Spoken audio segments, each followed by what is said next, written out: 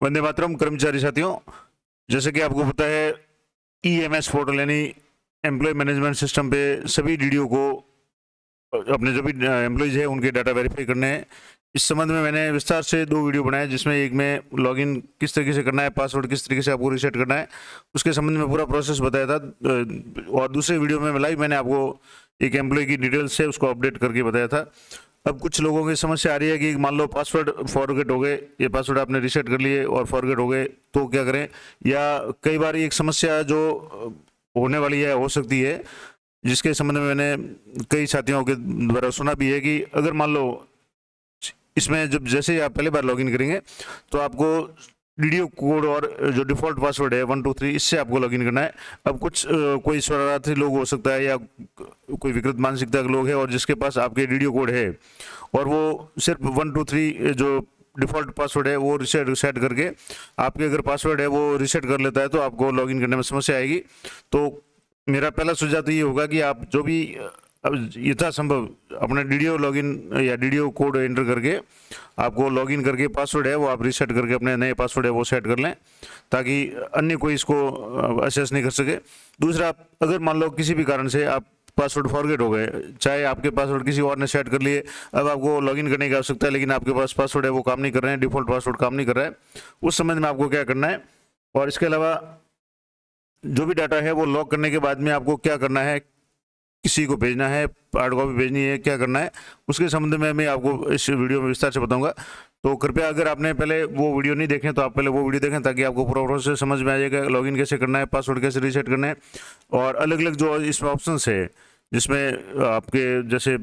कोई कार्मिक है वो अगर किसी अन्य विद्यालय में कार्यरत है और उसकी आपके यहाँ शो नहीं हो रहा है, या कोई कार्मिक ऐसा है जो अन्य डिपार्टमेंट में है उसकी सैलरी आपके यहाँ से बन रही है, या कोई भी इस तरह का इशू है, तो कार्मिक को ट्रांसफर इन और आउट कैसे करना है वो भी मैंने विस्तार से उन दोनों वीडियो में बताया हुआ है। तो कृपया वो वीडियो जरूर देखें। आज बात करेंगे कि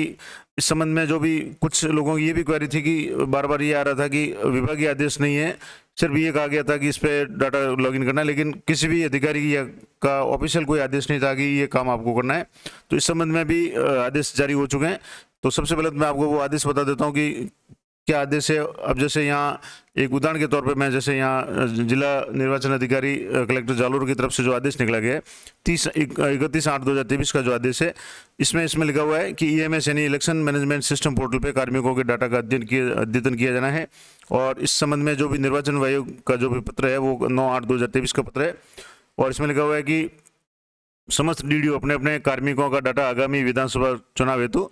जो भी साइट दी हुई है election.rajasthan.gov पर अद्यतन करने हेतु विस्तृत दिशा निर्देश प्राप्त हुए हैं, और जिसमें इसका आदेश भी इसमें दिया हुआ पीडीएफ में, और जिसमें प्रत्येक डीडीओ द्वारा अपने विभाग का डाटा, जिसमें चुनाव संबंधी सूचनाएं जैसे मूल विधानसभा क्षेत्र, खास करके ये आपको बाकी सारी चीज़ें तो आपको पे मैनेजर से डाटा फैच होगा तो सारी चीज़ें उसमें मिल जाएगी। विधानसभा क्षेत्र की भाग संख्या, क्रम संख्या, ईपिक नंबर वगैरह ये आपको मैनुअली भरने हैं।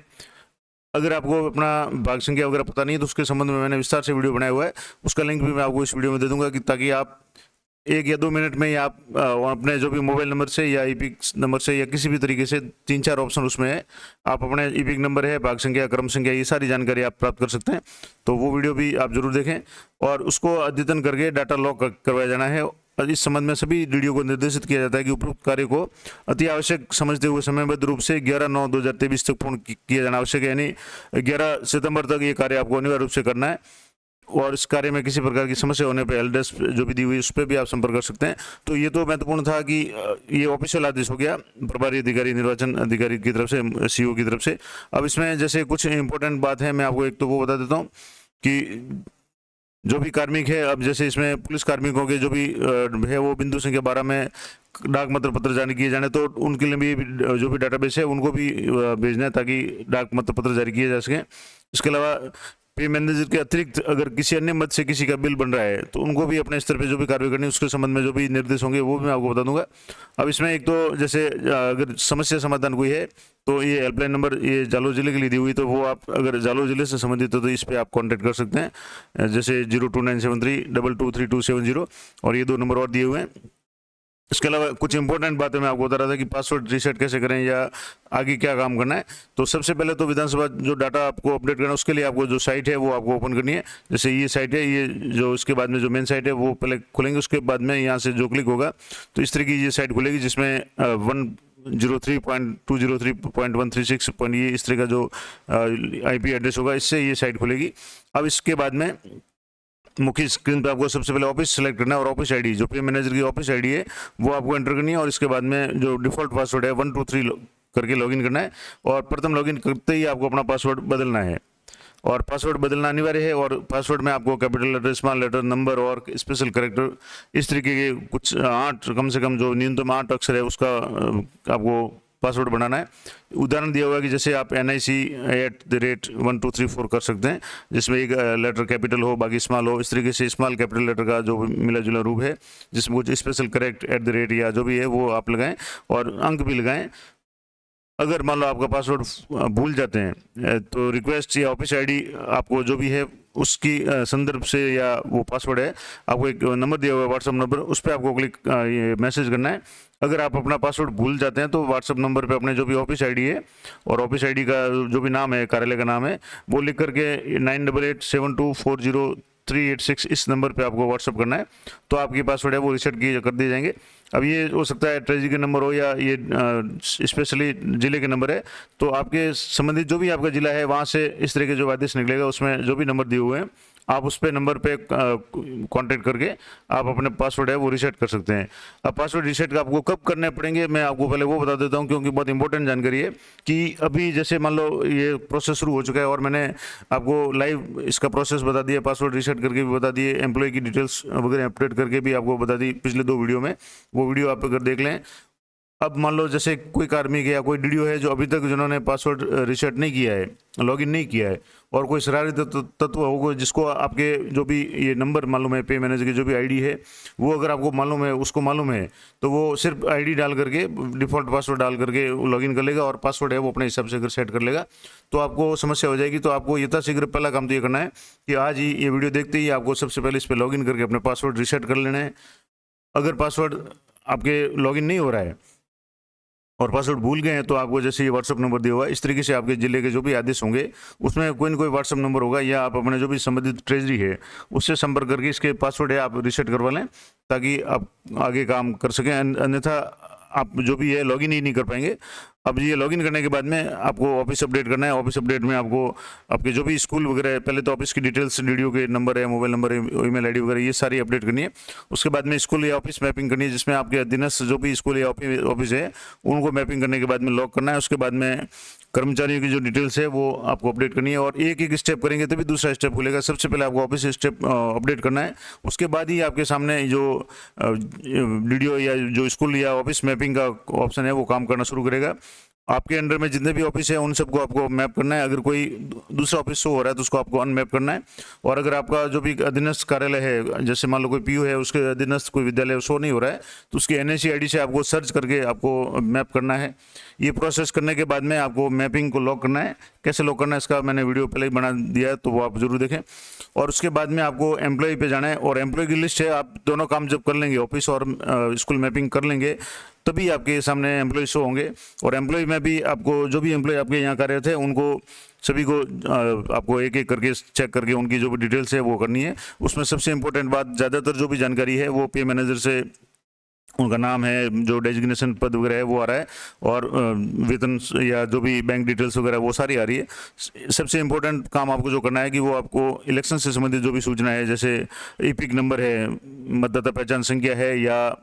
उसके जो विभाग संख्या, क्रम संख्या, ये आपको वहाँ से मैन्युअली भरने हैं और ये चेंज होते रहते हैं। जैसे आपने अगर 5 साल पहले डाटा भरा तो वो चेंज हो जाएंगे, तो वो आप लाइव कैसे करेंगे तो उसके लिए मैंने वीडियो बना रखा है। उसका वीडियो का लिंक भी इस वीडियो में दे दूँगा, डिस्क्रिप्शन दे दूँगा, तो आप वहाँ से 2 मिनट में अपने जो भी डिटेल्स है वो आप जान सकते हैं लेटेस्ट। उसके बाद में ये सभी कर्मचारियों के लिए प्रक्रिया करनी है। और उसके बाद में एक और है कि अगर किसी कार्मिक का ट्रांसफर हो गया है तो उसको ट्रांसफर आउट करना है कार्मिक को, उसका भी मैंने लाइव करके बता दिया किस तरीके से ट्रांसफर आउट करना है।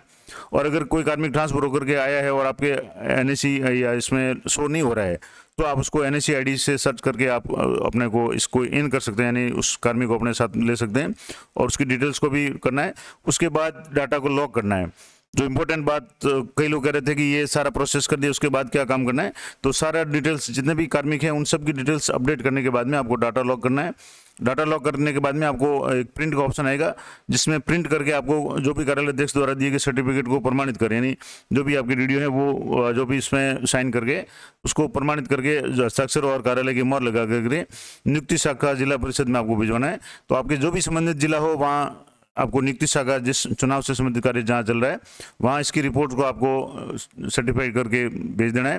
ताकि जब भी चुनाव की ड्यूटियाँ लगे तो आपकी जो भी डिटेल्स है वो सारी सही आए, नाम वगैरह में कोई मिस्टेक नहीं हो। और सबसे इम्पोर्टेंट बात कि जो कार्मिक जहाँ काम कर रहा है